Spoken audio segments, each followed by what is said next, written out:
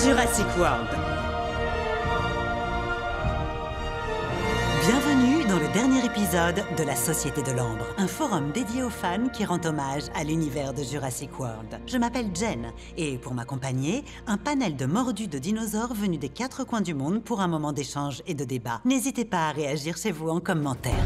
Aujourd'hui, vous allez vous affronter dans un questionnaire terrifiant. Celui ou celle qui marquera le plus de points paquis remportera le trophée Grand Prédateur. Trop bien. Superbe. Vous n'avez aucune chance. Mais bien sûr. Que la partie commence. Quel moyen de transport n'a jamais été utilisé par un personnage pour atterrir sur Isla Nublar? L'hélicoptère, le ferry, le parachute ou le deltaplane? On commence par une question facile. Fais pas la maline. La bonne réponse est... Ouais. Hey, et ça, c'est pas un parachute, peut-être? Oh! Attendez, quoi? Non, mais c'est une blague! Ça, c'était petit, Jen. Je savais que c'était un piège. Une seconde, il vient d'où le deltaplane alors? Je vais te le dire, de la colo du Crétacé. La série animée? Ok, je suis curieux maintenant. Deuxième question. Dans Jurassic Park, quel est le tout premier dinosaure qui apparaît à l'écran? Le Triceratops, le Brontosaure, le T-Rex ou le Vélociraptor? Trop simple.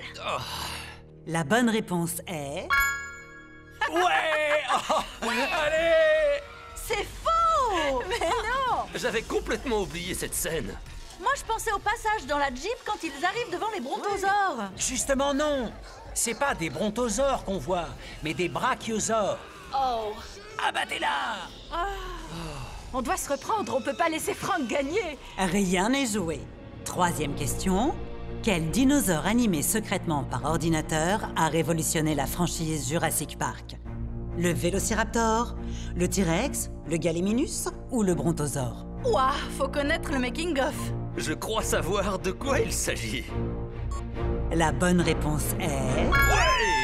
C'est pas vrai. Au moins, t'auras un point, Sai. À l'origine, toutes les animations par ordinateur devaient être en stop motion. Sérieux? Oui, il y a même des vidéotests. Je le savais, ça en plus. Oh. Personne n'en doute, Frank. Quatrième question. Laquelle de ces attractions ne figure pas à Jurassic World? Les terres du Trias, Jurassic Tennis, les télécabines ou la croisière du Crétacé? Je vais rattraper mon retard, Frank. Qu'est-ce que j'en sais, moi? La bonne réponse est... Ouais! Oh. Comme je l'ai déjà dit, on voit tellement d'attractions inconnues dans la colo du Crétacé. Comment ça? Ils montrent d'autres parties du parc, tu veux dire? Oui. Dis donc, Olive. Je viens de l'ajouter à tes favoris, papa. Nous arrivons à la 5e et dernière question. Yara, si vous répondez juste, vous remportez cette épreuve. Vas-y, Yara. Tu veux être puni ou quoi?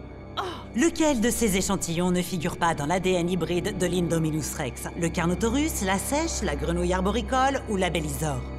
Sans moi. Les dinos femelles sont les meilleurs. T'as déjà oublié? La bonne réponse est...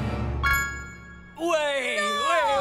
L'Indoraptor et l'Indominus Rex partagent de l'ADN de Carnotaurus, de sèche et de grenouille arboricole. Mais seul l'Indoraptor possède celui de la Bélisore. Oh, la victoire me tendait les bras.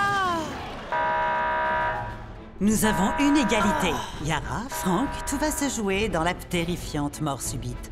Le premier de vous deux qui donnera la bonne réponse l'emportera. Quelle personnalité fait une brève apparition sous les traits de Monsieur ADN?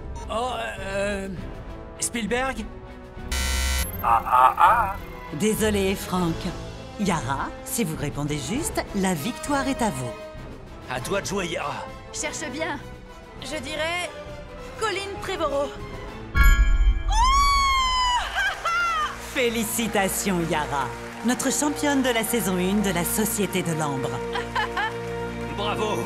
Cette saison de la Société de l'Ambre touche à sa fin. Merci de vous être prêté au jeu. N'oubliez pas de liker cette vidéo, de la partager et de vous abonner.